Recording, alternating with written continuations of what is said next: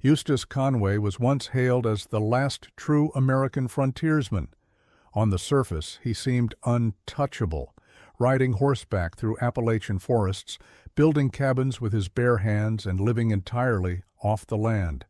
But behind that raw independence was a man slowly unraveling, not from nature, but from the crushing weight of reality. How does a man who lived more honestly than anyone else end up nearly forgotten, barely holding on? How do you lose everything when all you ever owned was a dream? In this video, we're not here to glorify, we're here to reveal. The real story of Eustace Conway isn't just about survival, it's about what happens after the cameras stop rolling, when the myth fades, and all that's left is a man, worn down by the very lifestyle he spent his whole life defending. We'll walk through the highs and heartbreaks, the land, the lawsuits, the loneliness, the price he paid to live free, and the even steeper price of becoming a legend. This isn't just a look back, it's a warning, a tribute, and maybe a eulogy. Because what really happened to Eustace Conway might be more tragic and more human than you were ever prepared for. When Mountain Men first aired, Eustace Conway immediately stood out, not because he tried to, but because he didn't care about being seen. There was no performance, no ego, no script, just a man living the same way people did 2 centuries ago. He wasn't just building shelters, he was building a world, Turtle Island Preserve, where he taught others how to live with the land, not on it. People saw Eustace and felt something ancient awaken, the idea that maybe we've gone too far, maybe simplicity is freedom. Television brought Eustace into living rooms across America. But it didn't change him. He kept the same tattered clothes, the same cracked boots, the same way of speaking, measured, passionate, sometimes a little rambling, but always rooted in truth.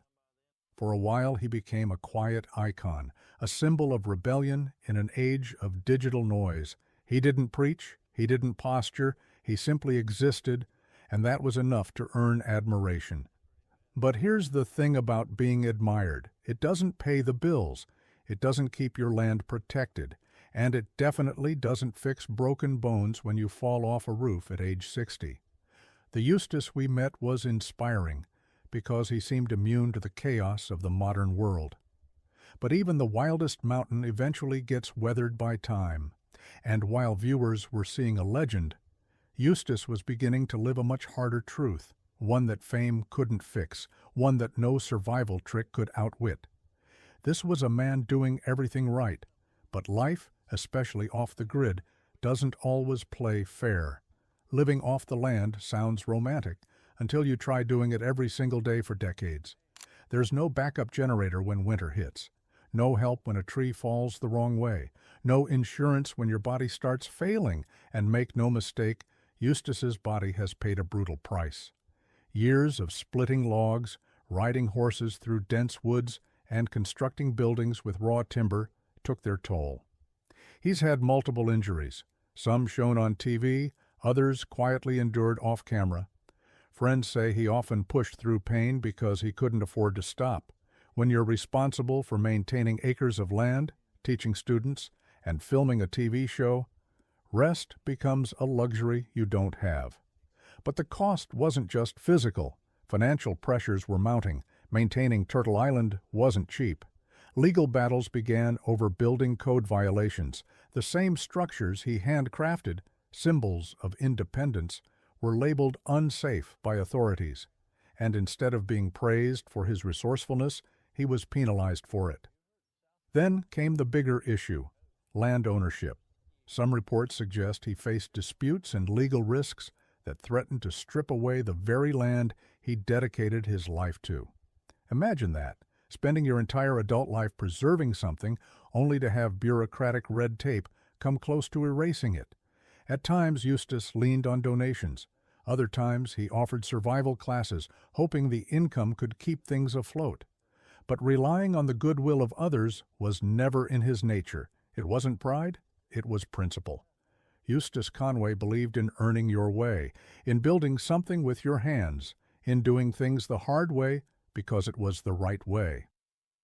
But what happens when doing things the right way breaks you? Slowly, the cracks started showing. He appeared less frequently.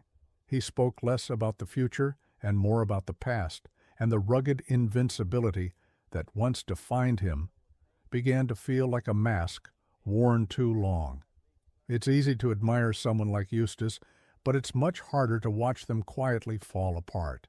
Because this wasn't just the cost of living wild, it was the cost of trying to live authentically in a world that no longer rewards it. Eustace never set out to become famous. Fame found him, and it brought more than just attention. It brought expectations, pressure, and disruption to the very solitude he'd built his life around. When mountain men gained popularity, producers wanted more dramatic moments, more emotional beats. But reality doesn't always offer that on cue, and Eustace wasn't about to fake anything, so he gave them what he could, his real life, his pain, his effort. But what happens when the real becomes too raw? As the show progressed, the tone around Eustace changed. Some viewers admired his grit, others criticized his stubbornness. There were moments when he snapped at those helping him, others when he seemed lost in thought, haunted by something deeper. That wasn't acting. That was a man barely hanging on. Behind the scenes, things were crumbling. The stress of running Turtle Island, managing his staff, and keeping up with show schedules created an unsustainable lifestyle. The balance he once had between wild living and quiet teaching was slipping. His relationships began to suffer. Longtime friends and workers came and went. At times, they left frustrated, citing the immense demands and rigid mindset Eustace carried. He wasn't cruel, but he was consumed. Every day was survival, not just from nature, but from paperwork, from pressure, from isolation.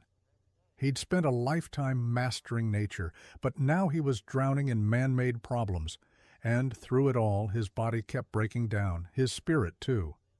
Yet Eustace never complained, at least not publicly. He just kept going, because if he stopped, he might not get back up again. That's the part fans never saw, the unspoken cost of becoming a symbol. Eventually, something shifted. Fans started noticing. Eustace was on screen less and less. His storylines felt shorter, his energy more subdued. Rumors began to swirl. Was he sick? Was he leaving the show? Was Turtle Island shutting down? The truth, as always, was more complex. Sources close to him say Eustace simply couldn't keep up the pace. Between the physical toll, legal troubles, and mental exhaustion, he had to scale back. He still believed in the mission, but his body was issuing a warning. And for once, he listened, so he began retreating. He stopped giving as many interviews. He rarely updated his followers. He focused more on preserving what was left rather than expanding what once was. To some it looked like quitting, but to others, especially those who understood, it was survival of a different kind. Not long after, his presence on Mountain Men became minimal. Some fans thought the show dropped him. Others feared something had gone horribly wrong. The truth? Eustace was slowly fading from the spotlight, not out of failure, but because he finally realized fame couldn't protect what he loved. His land needed him, his health demanded rest, and the camera was no longer his ally. But what about Turtle Island, the place he built from nothing, the vision he chased since he was 17? Was it still alive? Yes, but not without scars.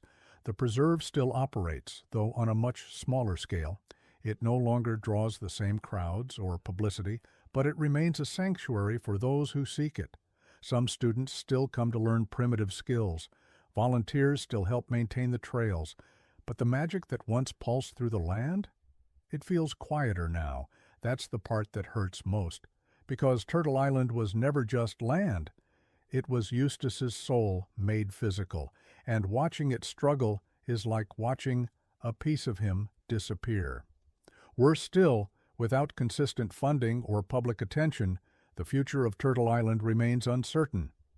Eustace has fought to protect it, legally, financially, spiritually, but it's a battle he's now fighting with fewer allies and with less strength than before. He's not the man he was at 30, and the world isn't as kind to dreamers as it used to be. But even now, he doesn't ask for help. He's not wired that way. He still believes in doing the hard thing, even if it means going alone.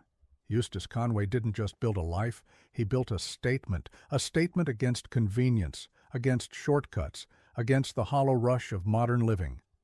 And while the world moved faster, he moved deeper. There's something deeply human about his journey, not just the survival aspect, but the struggle to stay true. In a time when authenticity is a marketing tool, Eustace lived it. No filters, no spin, just a man trying to live by principles in a world that often punishes them. Maybe that's why his story hurts so much, because deep down, we want to believe that the right path, the hard path, will be rewarded. We want to believe that people like Eustace can thrive, not just survive, that purity and purpose matter. But his story reminds us, real freedom comes at a cost. It takes everything, your body, your time, sometimes your peace. And yet even now, he hasn't given up. He's still on that mountain, still holding the line, still teaching, even if no one's watching. And maybe that's the legacy, not just living wild, but living with conviction, even when the world stops caring.